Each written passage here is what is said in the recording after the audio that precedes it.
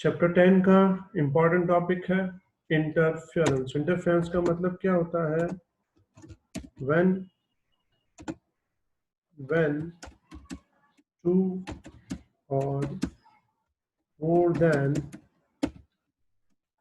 two waves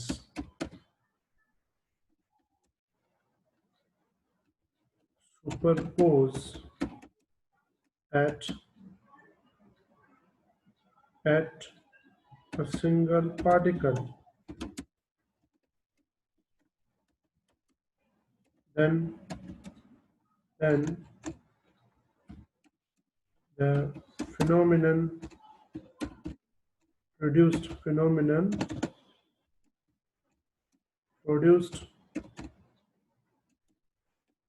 on particle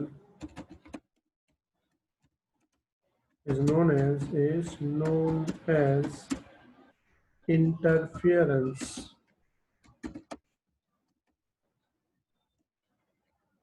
जब दो waves या दो से ज्यादा वेव्स एक ही पार्टिकल पे सुपरपोज हो, सुपरपोज का मतलब होता है एक साथ उस पार्टिकल पे आ जाएं, तो उस पार्टिकल पे जो फिनोमिनन जनरेट होगा उस फिनोमिनन को हम बोलेंगे इंटरफेरेंस। और वो फिनोमिनन कैसा होगा हम उसको भी आगे पढ़ेंगे। क्लियर? अब नॉर्मली इंटरफेरेंस में एक सिस्टम यानी एक रूल एप्लीकेबल है। वो रूल कौन सा है? तुमने शायद पहले नाम कभी सुना हो, सुपरपोजिशन प्रिंसिपल। याद है?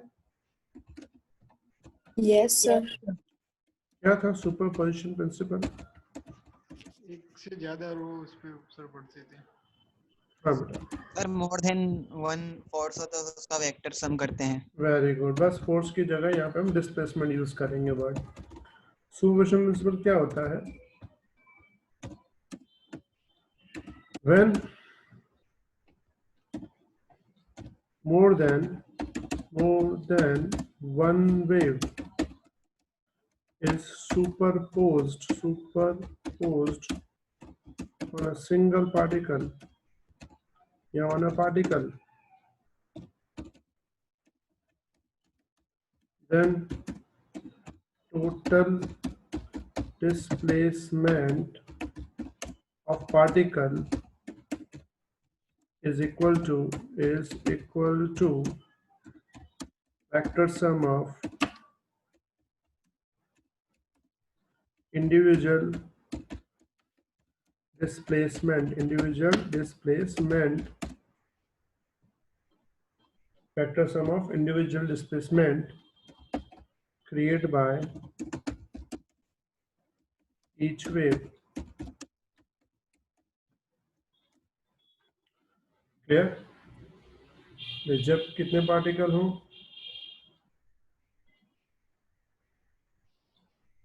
कि जब एक वेव से ज्यादा वेव सुपरपोज होती है एक पार्टिकल पे, तो उसका टोटल डिस्प्लेसमेंट क्या होता है? इक्वल होता है किसके? Vector sum of individual displacement create by each wave. एक वेव जितना डिस्प्लेसमेंट क्रिएट करेगी तो टोटल डिस्प्लेसमेंट होगा उन सारी वेव्स का वेक्टर सम। क्लियर? तो मतलब एक पार्टिकल पे दो से ज्यादा वेव आती हैं तो उसको हम इंटरफेरेंस बोलते हैं, और दो से वेव ज्यादा आने पर उनका जो डिस्प्लेसमेंट है वो तो क्या होता है? दोनों का इंडिविजुअल डिस्प्लेसमेंट का वेक्टर सम। वेक्टर सम का मतलब क्या होता है? जिसमें डायरेक्शन भी डिफाइन होती है। अच्छा, आगे बढ़ने से पहले मैं एक चीज और तुम्हें याद दिला दूं। वेव की इक्वेशन याद है?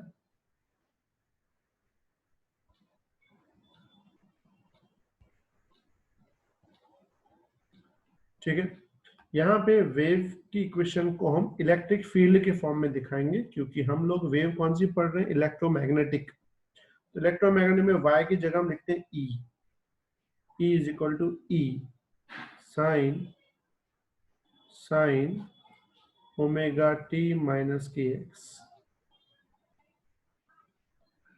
दोनों देखो सेम है, कोई फर्क नहीं है, खाली डिस्प्लेसमेंट में कौन आ जाएगा? इलेक्ट्रिक फील्ड आ जाएगा। सिंपल मतलब इलेक्ट्रिक फील्ड, कैपिटल ई मतलब मैक्सिमम इलेक्ट्रिक फील्ड, जिसको दूसरी भाषा में हम एम्पलीट्यूड बोलते हैं। ओमेगा तुम्हें शायद पता होगी 2πf होता है, और के होता है 2π बाय लेमड़ा, जिसको हम बोलते हैं वेव वेक्टर। क्या वर्ड यूज करते हैं? Wave vector. Got it? समझ में आई बेटा बात ये वाली? क्लियर? यस। ठीक है, तो ये खाली अलग से याद रख लेना। यहाँ एक काम करो, ये जो ये वाला पोर्शन है ना, ये सिर्फ इतना सा पोर्शन यहाँ से लेके यहाँ तक, ये खाली छोटी नोटबुक पे लिख दो, क्योंकि मैं इसको मिटा दे रहा हूँ, क्योंकि वह पूरा करने के लिए बहुत जगह चाहिए इसको। ये खाली लिख लो, खाली राइट साइड वाला छोटा ये। स्मॉल ई मतलब इलेक्ट्रिक फील्ड, कैपिटल ई मतलब maximum electric field.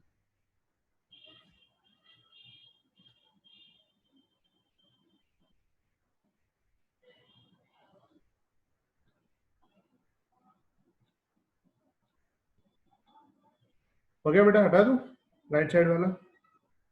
Yes sir. का पूरा ध्यान। हम लोग कर रहे हैं इंटरफेरेंस, ठीक है। इंटरफेरेंस में कितने सोर्स चाहिए? 2 या 2 से ज्यादा। तो हम लोग पहले लेंगे 2 सोर्स, उसको बोलते हैं डबल स्लिट एक्सपेरिमेंट। क्या वर्ड यूज करते हैं? Double slit experiment. स्लिट का मतलब यहाँ पे सोर्स है, सोर्स मतलब जो रेज जनरेट करेगा। सपोज करो यहाँ पे एक सोर्स है S1, यहाँ एक सोर्स है S2, सामने हम ले रहे हैं एक स्क्रीन, ठीक है। 2 सोर्स के बीच का जो डिस्टेंस है ना, यहाँ से यहाँ तक जो डिस्टेंस है उसको बोलते हैं स्मॉल d, ठीक है। उसके बाद सोर्स से लेके स्क्रीन तक का जो डिस्टेंस है कैपिटल D। ये जो सोर्स है ना, ये लाइट जनरेट करता है, तो इसकी जो लाइट है वो हर डायरेक्शन में जनरेट होती है, ऐसे ऐसे ऐसे ऐसे, हर डायरेक्शन में। इसकी भी तो सिंपल बात, जब ये आगे जाएंगी तो ये भी आगे आएंगी, तो कहीं ना कहीं तो दोनों आपस में टकराएंगी।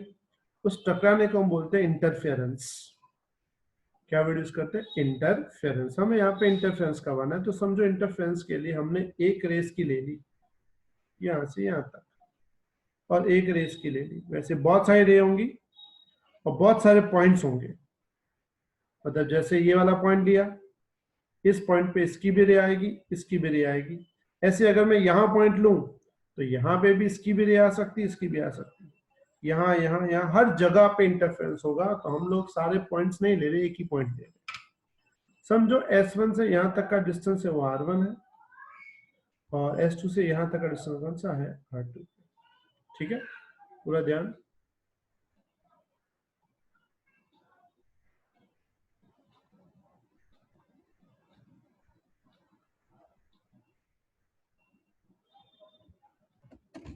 Consider two sources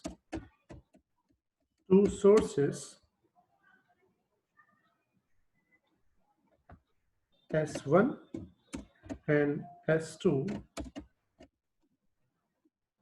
emit light waves.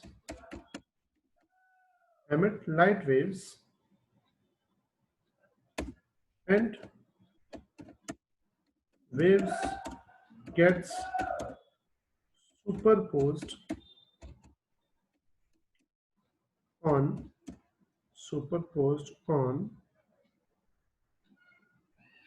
screen। जो वो लाइट्स हैं वो क्या हो रही है? सुपरपोज हो रही है। कहाँ पे? स्क्रीन पे।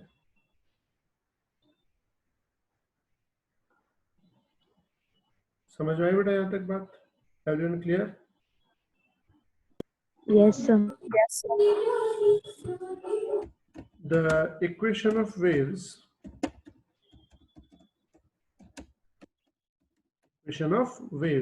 अब waves की हम इक्वेशन करेंगे, पूरा ध्यान। समझो पहले वाले की इक्वेशन ये है, E1, एक second, E1 is equal to E1 sin omega 1t minus K1 R1 उसका इलेक्ट्रिक फील्ड E1 है, फ्रीक्वेंसी ओमेगा 1 है, k तो उसका वेव वेक्टर है, R1 उसका डिस्टेंस है यहाँ से यहाँ तक। या इसको ऐसे लिखेंगे, E1 साइन डेल्टा 1, जहाँ डेल्टा 1 मतलब है पूरी फॉर्मूला, ठीक है। एंड E2 दूसरी इक्वेशन क्या होगी, E2 sine omega 2t minus K2R2, या इसको हम क्या लिखेंगे, E2 sine delta 2। Clear everyone, किसी को doubt? No, sir. No. According to superposition principle,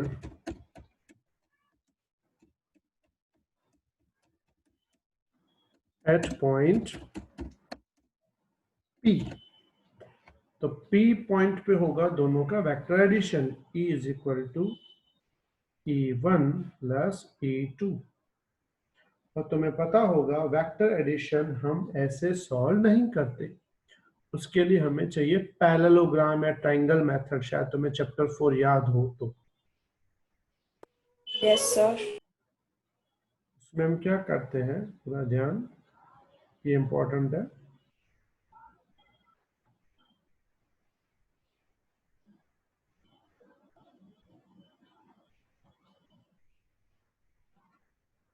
उसको कैसे सॉल्व करना है वो एक बार देख लो।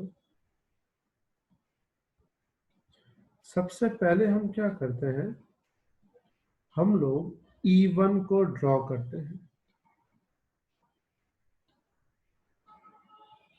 ये E1 को हमने ड्रॉ कर दिया, ठीक है। वैसे मैंने काफी लंबी वैल्यू ड्रॉ की है, एक्चुअल में E1 हम ड्रॉ कहाँ तक करेंगे,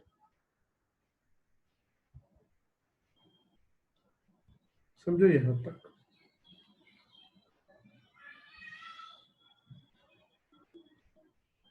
ठीक है। और मान लो E1 का जो एंगल है वो है अपना डेल्टा 1,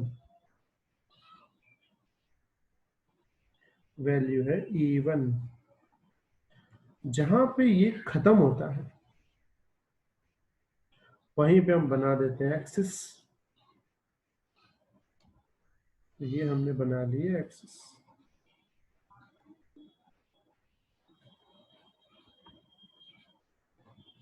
ठीक है। ये एक्सिस बना दिया हमने।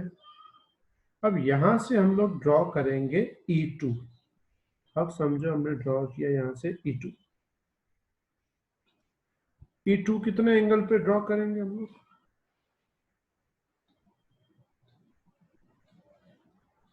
तो E2 हम लोग ड्रॉ करेंगे डेल्टा 2 एंगल पे। अच्छा, E1 कितने एंगल पे था, डेल्टा 1 पे था, तो मुझे बता सकते हो ये एंगल कितना होगा,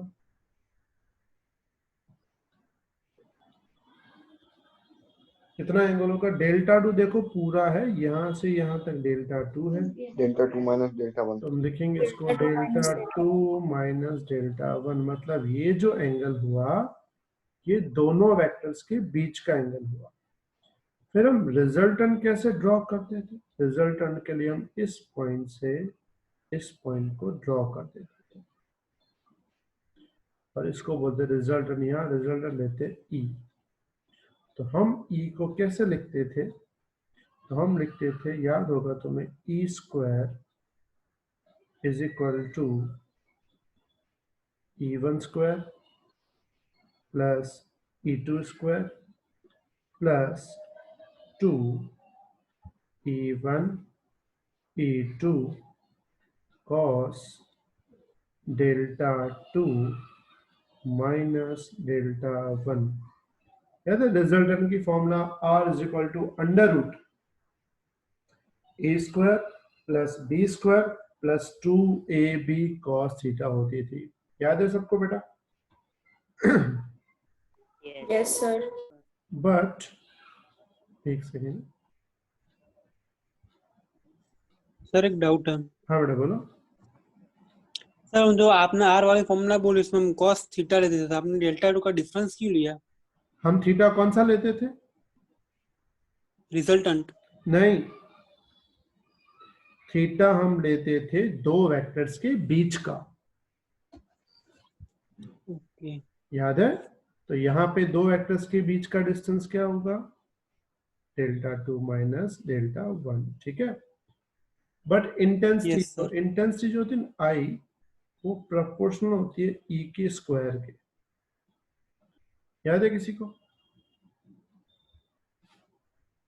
मैं खाली यहाँ पे याद दिला देता हूँ, इंटेंसिटी का एक्चुअल मीनिंग क्या होता है पता है? Energy divide by area divide by time. और जो एनर्जी था ना, चैप्टर 15 की बात कर रहा हूँ मैं, लास्ट 11th की, तो एनर्जी की फॉर्मूला जो मैं याद, इट्स हाफ के ए स्क्वायर, याद है?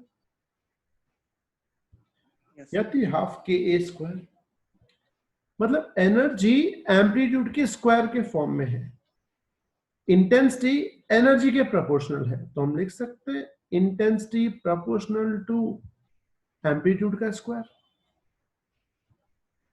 Got it? Yes sir. तो सिंपल बात है, यहां पे एम्पलीट्यूड कौन है? ई है, तो इसका मीनिंग क्या हुआ? यहां पे हम लोग इंटेंसिटी क्या लेंगे? ई का स्क्वायर। समझ में आई बेटा बात? Everyone clear? सर हाँ बेटा बोलो। Yes. सर ये जो एनर्जी है हाँ उसमें हाफ के ए स्क्वायर है, और अगर हाँ, वही एनर्जी फॉर्मूला वहां पे रख देंगे आई की फॉर्म में तो ए और ए में कैंसिल आउट नहीं नहीं होगा? बेटा, नीचे वाला ए इसमें एरिया है और ये वाला ए एम्पलीट्यूड है। अच्छा एरिया है, ओके हाँ, नीचे एरिया है, ये एम्पलीट्यूड है। Got it? ओके। हटा दो इसको, मैं ये वाला मैं हटा देता हूँ, ठीक है। तो याद रहेगा आई प्रोपोर्शनल टू क्या होगा? ई का स्क्वायर। तो ई स्क्वायर की जगह हम क्या डाल देंगे इंटेंसिटी में? I is equal to I one plus I two, ठीक है, plus two under root I one I two cos delta two minus delta one. सबको यहाँ तक क्लियर हो गया बेटा? किसी को कोई डाउट? No, sir. अब दूसरी बात, delta two minus delta one, अब डेल्टा टू ये रहा, डेल्टा वन ये रहा, इन दोनों का सब्ट्रैक्ट करेंगे तो ओमेगा का डिफरेंस आएगा, टी कॉमन आ जाएगा, के वन ये सब आएंगे। तो अगर टी फॉर्मूला में आता है, टी आता है, ठीक है, क्योंकि और टी मतलब टाइम, टाइम कभी भी डिक्रीज होता है या कांस्टेंट रहता है? No. तो टाइम हमेशा क्या होता है?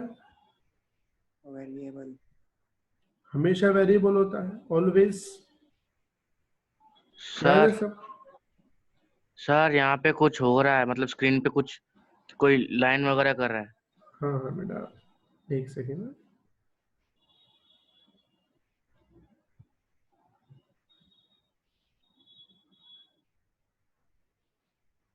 यहाँ ध्यान दो पूरा। तो मैंने बोला टाइम हमेशा इंक्रीज होता है, ऑलवेज। क्लियर? टाइम ऑलवेज क्या होता है? इंक्रीज होता है कंटिन्यूसली। अगर टाइम हमेशा इंक्रीज होगा तो क्या कॉस्ट कांस्टेंट रहेगा?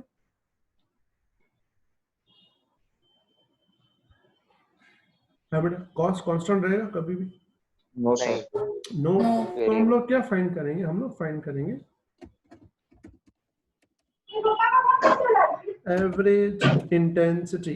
क्या फाइंड करेंगे हम? Average intensity. पूरा ध्यान अभी इसमें, एक सेकेंड।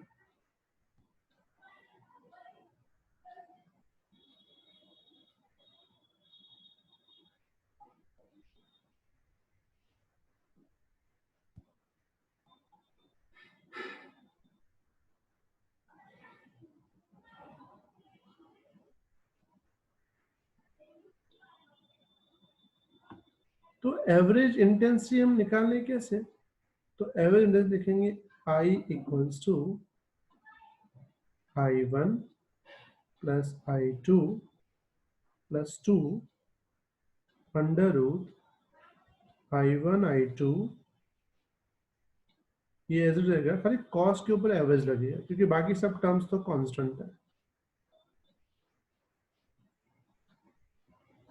पता नहीं ये सिंबल एवरेज का होता है, शायद तुम्हें याद हो, दोनों साइड ब्रैकेट। Yes, ठीक है, यहां तक किसी को कोई डाउट नहीं? अब पूरा ध्यान, इसमें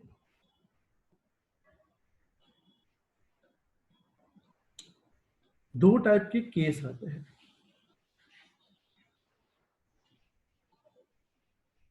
फर्स्ट नंबर आता है if, first number if sources are incoherent, sources are incoherent, incoherent का मतलब होता है जब उनकी एंगुलर फ्रीक्वेंसी सेम ना हो। क्या सेम ना हो? Angular frequency. अगर एंगुलर फ्रीक्वेंसी सेम नहीं है, अलग है, तो delta 2 minus delta 1, delta 2 minus delta, दोनों का अगर मैं सब्ट्रैक्ट करूं तो सब्ट्रैक्ट करने में दोनों में से t कॉमन आएगा, ओमेगा 2 माइनस ओमेगा 1। अगर ये दोनों सेम नहीं है तो सिंपल बात है, दोनों का सब्ट्रैक्शन 0 नहीं आएगा। then intensity becomes function of time। Intensity क्या हो जाएगी? फंक्शन ऑफ टाइम बन जाएगी, मतलब वो टाइम पे डिपेंडेंट होगी क्योंकि ये दोनों कट नहीं होंगे, टी कॉमन रहेगा। समझो ओमेगा 2 बड़ा है या ओमेगा 1 बड़ा है, कुछ भी बड़ा होगा तो डिफरेंस तो रहेगा, और डिफरेंस रहेगा तो इनटू टाइम है तो टाइम भी रहेगा। अगर टाइम रहेगा तो इंटेंसिटी टाइम पे डिपेंड करेगी। अगर वो टाइम पे डिपेंड करती है तो कॉस डेल्टा 2 माइनस डेल्टा 1 का जो एवरेज है वो 0 हो जाएगा। क्यों 0 हो जाएगा एवरेज? क्योंकि अगर टाइम रहेगा तो फॉर्मूला में टाइम ऑलरेडी है, तो कॉस के अंदर भी टाइम होगा।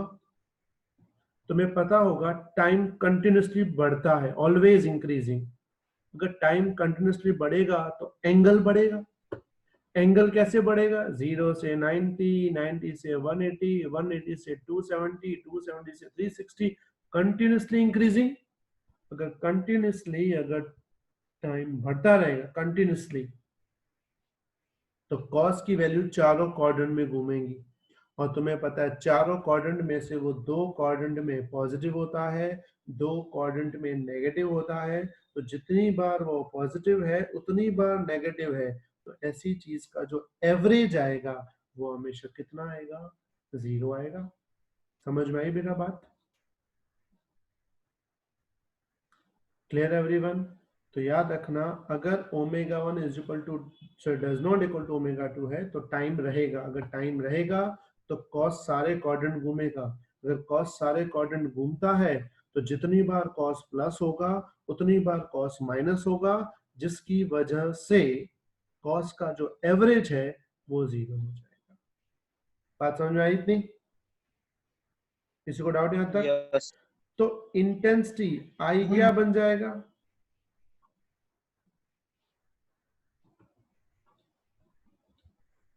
I1 plus I2। क्यों I1 प्लस I2? क्योंकि पीछे का टर्म क्या हो गया? 0 हो गया। समझ में आई बेटा बात? Everyone clear?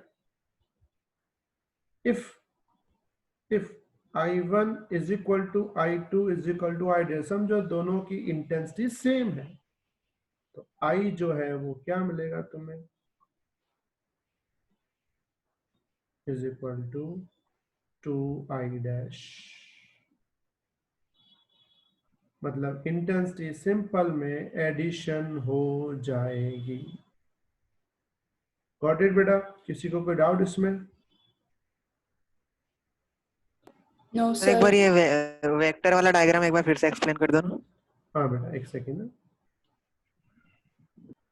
वेक्टर वाला डायग्राम सिंपल है कि पहले इस पॉइंट से E1 ड्रॉ करो जितनी उसकी वैल्यू है, एक एंगल दिया है डेल्टा 1 पे, जहां E1 खत्म होता है वहां पे एक्सिस ड्रॉ करके फिर से E2 ड्रॉ कर लो।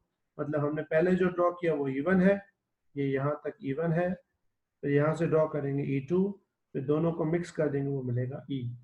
और E1 का एंगल Δ1, E2 का एंगल Δ2, तो रिजल्टेंट क्या मिलेगा? Δ2 minus Δ1। Got it? Okay sir. फिर सबको समझ में आ गया बेटा? कोई डाउट नहीं है? Yes, sir sir. ये स्पेशल केस एक बार समझो ना, नहीं फिर पता से बोल चला। रहा हूँ, स्पेशल केस में क्या होता है कि वो डिपेंड करता है कि दो सोर्स की फ्रीक्वेंसी क्या है। तो उसमें दो केस आते हैं, एक ऐसा आता है जिसमें फ्रीक्वेंसी सेम नहीं है, एक ऐसा आता है जिसमें फ्रीक्वेंसी सेम है। तो पहले हम कौन सा केस ले रहे हैं कि फ्रीक्वेंसी सेम नहीं है, उस सोर्सेस को बोलते हैं इनकोहेरेंट सोर्स, जिनकी फ्रीक्वेंसी सेम नहीं है। मतलब omega 1 does not equal to omega 2। अगर फ्रीक्वेंसी सेम नहीं होगी तो जब हम Δ2 माइनस Δ1 करेंगे, Δ2 तो ये था, Δ1 ये था, इन दोनों को माइनस करेंगे तो ओमेगा 2 और ओमेगा 1 आपस में कटेंगे नहीं। क्यों नहीं कटेंगे? दोनों अलग है। तो omega 2 minus omega 1, time common आएगा। टाइम कॉमन आएगा मतलब फॉर्मूला में टाइम तो रहेगा। अगर टाइम रहेगा मतलब इंटेंसिटी जो है वो कॉस पे डिपेंड है, कॉस टाइम पे डिपेंडेड है, मतलब इंटेंसिटी अल्टीमेटली टाइम पे डिपेंडेड हो गई, वो भी कॉस के अंदर। अगर टाइम तो बढ़ता रहेगा तो कॉस का एंगल बढ़ता रहेगा। कॉस का एंगल अगर कंटिन्यूसली बढ़ रहा है तो वो फर्स्ट क्वाड्रेंट से सेकंड क्वाड्रेंट, सेकंड क्वाड्रेंट से थर्ड क्वाड्रेंट, थर्ड क्वाड्रेंट से फोर्थ क्वाड्रेंट कंटिन्यूसली बढ़ता रहेगा। तो कॉस की वैल्यू कभी प्लस आएगी, कॉस की वैल्यू कभी माइनस आएगी, और जितनी बार प्लस आएगी उतनी बार माइनस आएगी। तो चारों क्वाड्रेंट का एवरेज कितना मिलेगा तुम्हें? 0। तो ये वाला टर्म हो जाएगा 0, सिर्फ मिलेगा I1 प्लस I2। आई बात समझ में बेटा Archie? Yes sir. Everyone clear बेटा? किसी को कोई डाउट नहीं? सर ये Yes, sir. इक्वेशन को ये Yes. स्मॉल ई और बड़े ई में क्यों लिखा? यानी y a sin थीटा में भी लिख सकते थे। नहीं मतलब हम इलेक्ट्रिक फील्ड को E से डिनोट करते हैं, इसलिए, और कुछ नहीं। और दोनों कैपिटल नहीं लिख सकते हैं क्योंकि ये एम्पलीट्यूड दर्शाता है, मतलब बताता है, और ये एम्पलीट्यूड नहीं बताती तो कोई भी वैल्यू बता सकता है, क्योंकि ये एक्चुअल है तो वेव ना। तो हर पॉइंट पे कैपिटल E तो मिलेगा नहीं, तो हर पॉइंट पे जो मिलेगा वो स्मॉल ई होगा। Got it? बेटा सबको समझ में आ गया बेटा? Everyone clear? Yes, sir. Yes Yes, sir. sir. Yes sir. लिख लो फटाफट, लिख के मुझे मैसेज करो फास्ट।